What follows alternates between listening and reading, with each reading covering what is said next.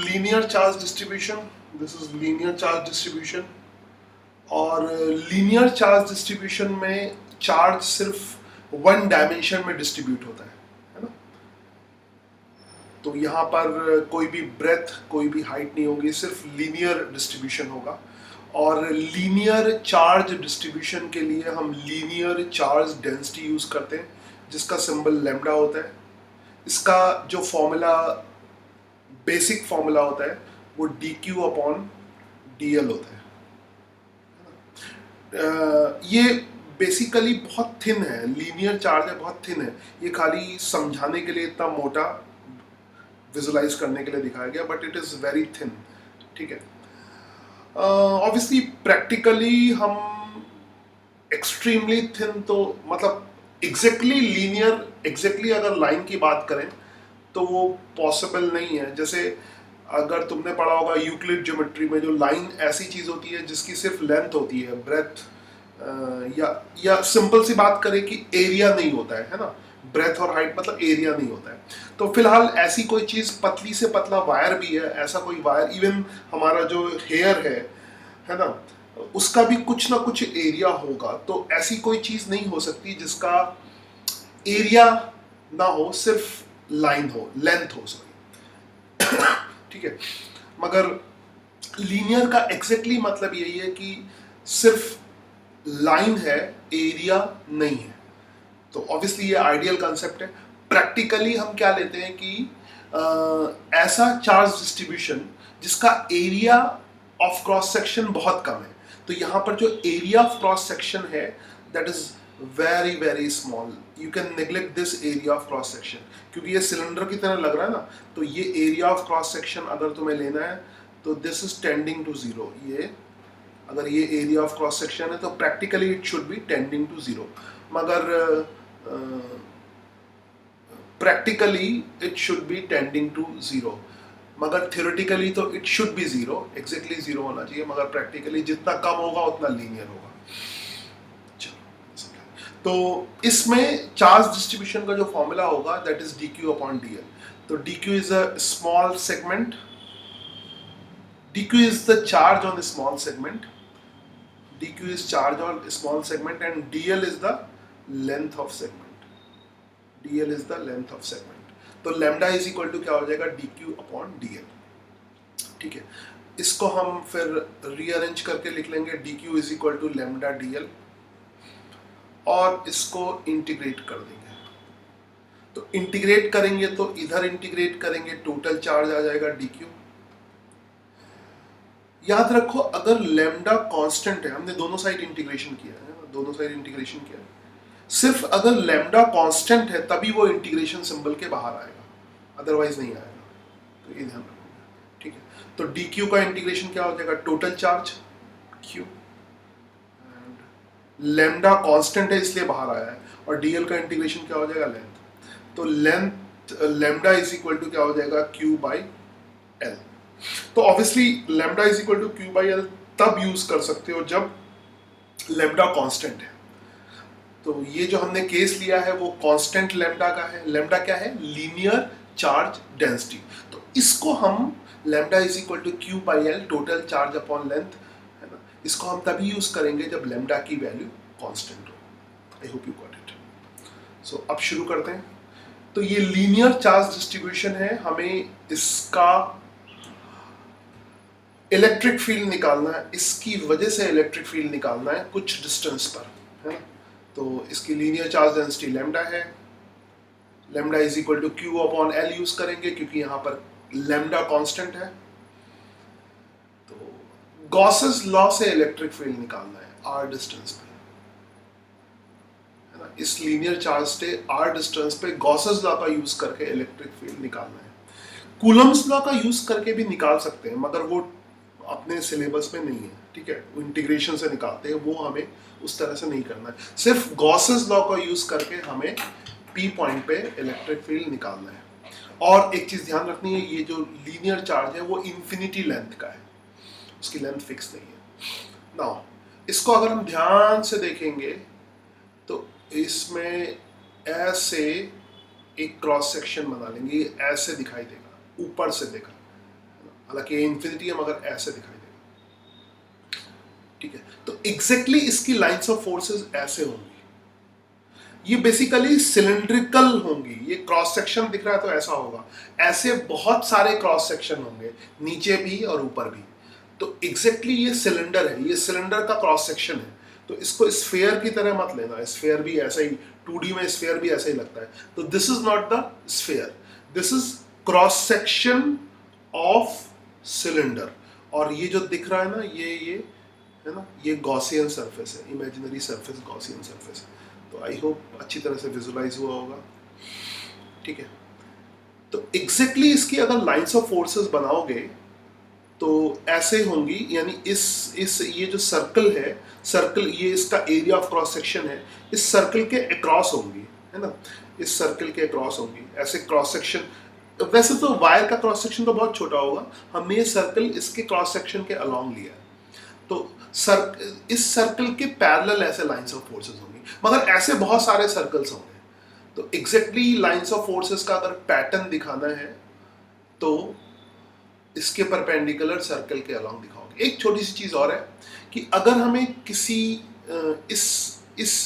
इस चार्ज का electric field अगर यहाँ पे देखना है, इस कोई भी पर्टिकुलर चार्ज का, कोई एलिमेंटल पोर्शन ले लिया, कोई छोटा सा पोर्शन ले लिया यहाँ पे, है ना, एक छोटा सा पोर्शन है, you have taken this very small portion, ये स्मॉल पोर्शन है। अच्छा, इसका इलेक्ट्रिक फील्ड इस डायरेक्शन में, ये इलेक्ट्रिक फील्ड है ना, ऐसे इस तरफ है। सिमेट्रिकली इतनी ही डिस्टेंस पे हमने एक ऐसा ही पोर्शन और ले लिया है। ठीक है, और ऐसा हम पूरी रॉड के साथ कर सकते हैं। ठीक है, जैसे ये पोर्शन लिया, इसका सिमेट्रिकल अपोजिट पोर्शन ये ले लिया, ऐसे ही अगर यहाँ पे कोई पोर्शन लोगे तो इसका सिमेट्रिकल अपोजिट पोर्शन ऐसे ले लोगे। सिमेट्रिकल मतलब इस लाइन से, ये वाली लाइन, ग्रीन वाली लाइन ध्यान से देखना, ये ग्रीन लाइन है, इसके ऊपर जितनी डिस्टेंस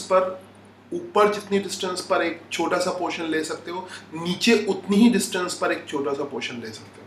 ठीक है, तो जैसे यहाँ पर इस लाइन से ऊपर जितनी डिस्टेंस पर एक छोटा सा पोर्शन लिया, नीचे उतनी ही डिस्टेंस पर एक छोटा सा पोर्शन लिया, तो इन छोटे से पोर्शन का इलेक्ट्रिक फील्ड कुछ ऐसे होगा। ठीक है, इस तरह से इलेक्ट्रिक फील्ड होगा। अब अगर इन इलेक्ट्रिक फील्ड के हम कंपोनेंट्स करेंगे, obviously component is the basic thing in vectors, तो इनके अगर हम कंपोनेंट्स करेंगे, इसको क्लियर कर देता हूँ, इनके अगर हम कंपोनेंट्स करेंगे यहाँ पर, क्योंकि इन इलेक्ट्रिक फील्ड का मैग्नीट्यूड बराबर है, ठीक है, मैग्नीट्यूड बराबर है, तो इनके कंपोनेंट्स अगर करेंगे तो एक कंपोनेंट वायर के परपेंडिकुलर होगा और एक वायर के अलोंग होगा, ऐसे। तो एग्जैक्टली कंपोनेंट इन्होंने ऐसे दिखा दिया, but it should be like this, है ना। मैं एग्जैक्टली सही जगह पे दिखाता हूँ। जैसे इस वाले, ये रेड वाले का रेड कलर ले लेता हूँ, इसका इलेक्ट्रिक फील्ड इधर होगा, एक कंपोनेंट इधर होगा और एक कंपोनेंट ऐसे होगा।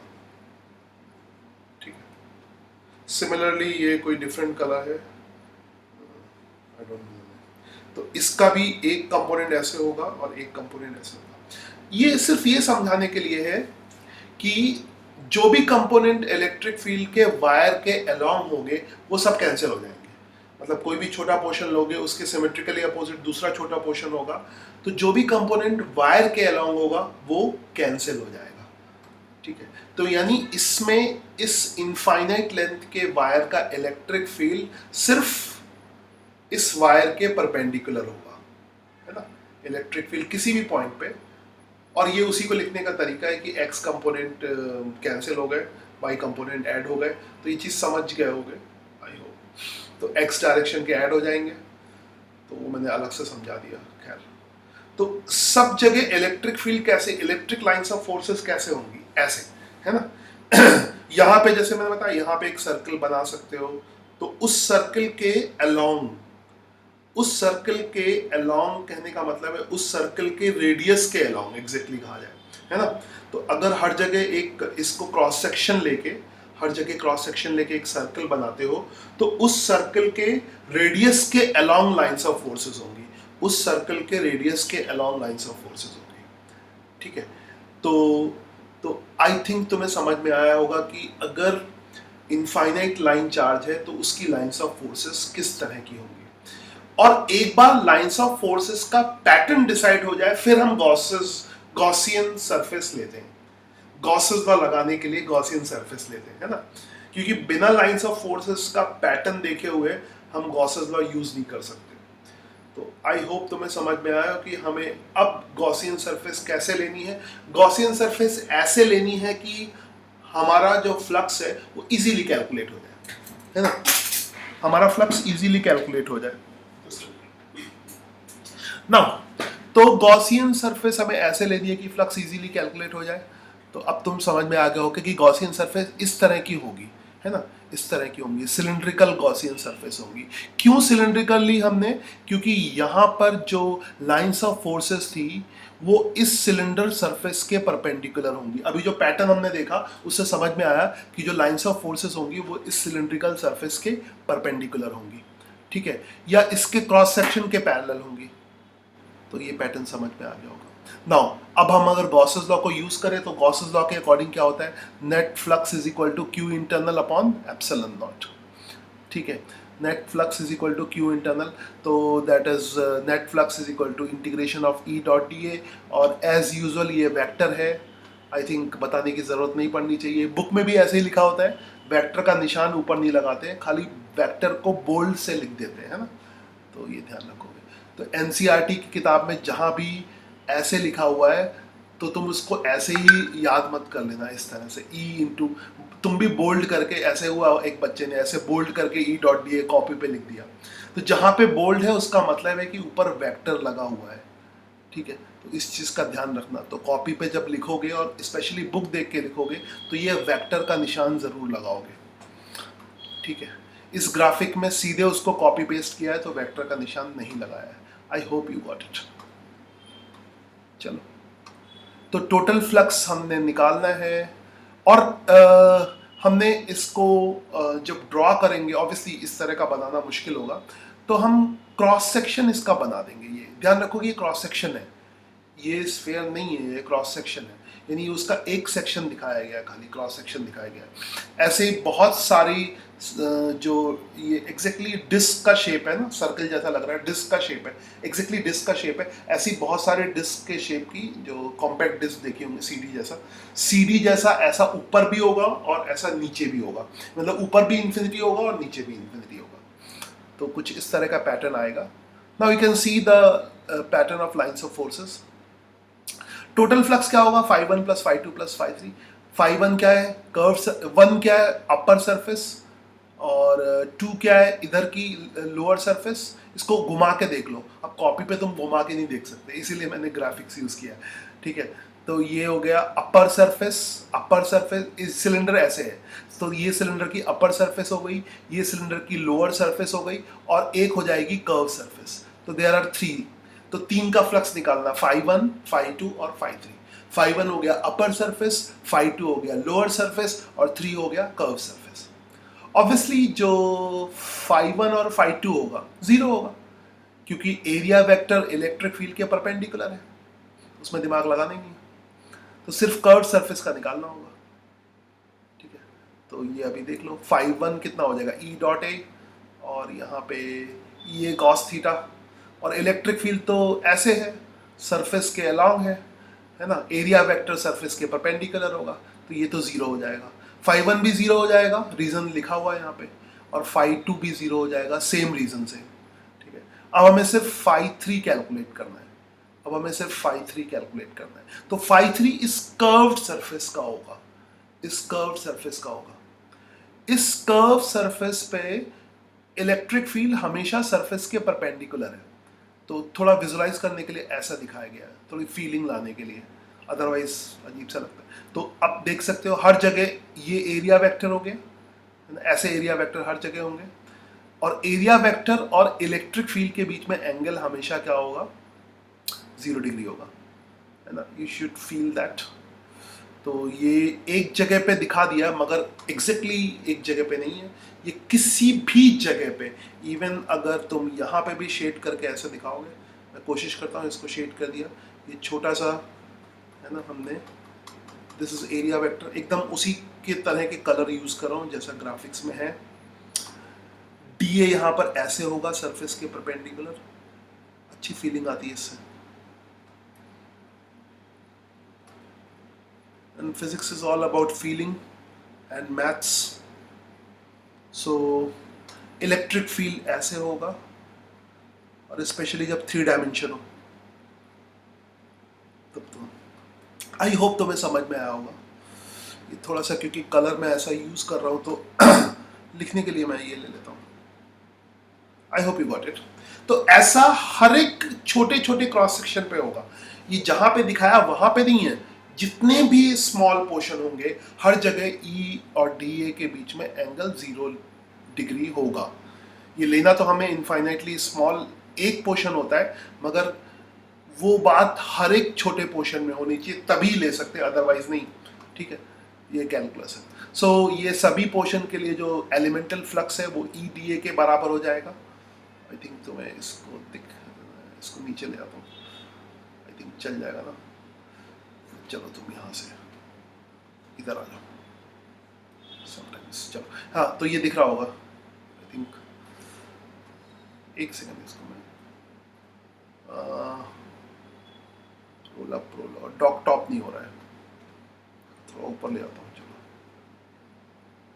थोड़ा बहुत इफेक्ट, ओके चलो चलेगा। नाउ ये हो गया ई डी ए, ये इक्वेशन नंबर 2 आ गई, जो भी नाम दे दो इक्वेशन को।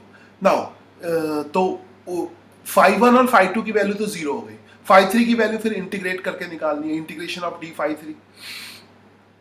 ठीक है, इलेक्ट्रिक फील्ड ऑब्वियसली सारे पॉइंट आर डिस्टेंस पे है, तो जैसे हमने स्फेयर में किया था वैसे यहाँ भी है ना, उस चीज की फीलिंग आ रही होगी। जितने भी पॉइंट्स हैं, जितने भी स्मॉल पोर्शन है डी ए सिलेंडर के, जितने भी स्मॉल पोर्शन है सबके सब आर डिस्टेंस पे है, और ऑब्वियसली यहाँ से सेम डिस्टेंस पे है तो इलेक्ट्रिक फील्ड का मैग्नीट्यूड कांस्टेंट होगा, तो ये चीज इंटीग्रेशन सिंबल के बाहर आ जाएगी, ये चीज, and integration of D A होगा। अब इंटीग्रेशन ऑफ डी ए तो एरिया होता है, टोटल एरिया होता है, टोटल एरिया यहाँ पर कर्व्ड सरफेस का एरिया होगा। तुम पूरा एरिया मत ले लेना कर्व्ड सरफेस का ऊपर और नीचे, वो नहीं, सिर्फ कर्व सरफेस का एरिया। और आई होप तुम्हें सिलेंडर के कर्व सरफेस का एरिया पता होगा, वो होता है सर्कमफ्रेंस इनटू लेंथ। तो सर्कमफ्रेंस हो गया 2 पाई आर और लेंथ हो गया एल। ठीक है, so I hope it is clear. तो टोटल फ्लक्स आ गया E into 2 pi are l, तो ये टोटल फ्लक्स की वैल्यू आ गई। ये इक्वेशन हो गई 3, जैसा भी नाम देना देता हूँ। नाउ अब क्या करना है, अब तो फ्लक्स गॉसेस लॉ का फॉर्मूला लगाना है। गॉसेस लॉ क्या होता है, Q internal upon epsilon not. Total flux हमारा निकल चुका है E into 2 pi R L. ठीक है, अब हमें इंटरनल चार्ज चाहिए। इंटरनल चार्ज का मतलब क्या होता है, इस गॉसियन सरफेस के अंदर का चार्ज, इस गॉसियन सरफेस के अंदर का चार्ज। तो इसके अंदर तो इतना ही चार्ज होगा ना, ये यहां तक, यहां से यहां तक होगा। ठीक है, जो पोर्शन इसके ऊपर और नीचे जा रहा है वो तो नहीं होगा ना, वो तो नहीं लेना है, तो सिर्फ इसके अंदर का, इतने रेड वाले पोर्शन के अंदर का चार्ज देना है। तो वो कितना होगा वो तुम कैलकुलेट कर सकते हो बहुत इजीली। हाँ सॉरी, अब इसको किनारे कर देता हूँ, चलेगा। E इंटू 2 चलेगा, सही है, इसको थोड़ा साइड में E into 2 pi R is equal to Q upon epsilon nought. Q की वैल्यू कितनी हो जाएगी, लैम्डा इंटू एल। सिंपल सी बात है, लैम्डा क्या है, यूनिट लेंथ का चार्ज है ना, और इसमें सिर्फ लेंथ ही है, एरिया ऑफ क्रॉस सेक्शन तो है नहीं। तो यूनिट लेंथ का चार्ज कितना है, लैम्डा, और टोटल इसके अंदर की लेंथ, ऑब्वियसली जितना इसकी लेंथ होगी, जितना गॉसियन सरफेस की लेंथ होगी उतना ही अंदर होगा। अगर गॉसियन सरफेस की लेंथ L है तो वायर भी उतना ही अंदर होगा, तो उसको हम लिख सकते हैं लैम्डा इंटू एल। ठीक है, तो टोटल जो फ्लक्स हो जाएगा, बस आ गया, total flux is equal to Q की वैल्यू आ गई, लैम्डा एल, पुट कर दो इसको। तो E का जो फॉर्मूला है वो lambda upon 2 pi epsilon not R। ठीक है, तो ये इंपॉर्टेंट डेरिवेशन है अगर हम बात करें बोर्ड एग्जामिनेशंस की। तो अगर क्वेश्चन आ गया तो ये इंपॉर्टेंट डेरिवेशन है, या इस पे कोई न्यूमेरिकल भी दे सकता है। फॉर्मूले पे बेस्ड, तो इम्पोर्टेंट फॉर्मूला है, इम्पोर्टेंट डेरिवेशन है, तो और गॉसेस लॉ से हमने कर लिया। तो वेक्टर फॉर्म में अगर इसको लिखना है तो कैसे लिखेंगे, lambda upon 2 pi are L into, बस डायरेक्शन लगा देंगे, और ये N E is equal to, यहाँ पे ये वेक्टर है, E is equal to N cap. N cap किधर होगा, सरफेस के परपेंडिकुलर, एन कैप यहाँ पे सरफेस के परपेंडिकुलर होगा, ठीक है। तो एन कैप, आई होप इसको विजुलाइज कर लो, एन कैप ऐसे होगा, है ना, ये डायरेक्शन में एन कैप होगा, तो बस ठीक है, आई होप यू गॉट इट। इसके बाद स्फेरिकल डिस्ट्रीब्यूशन के लिए हम गॉसेस का यूज करेंगे, वेट अ सेकेंड, वो मैं नेक्स्ट प्रेजेंटेशन में करूँगा। Sometimes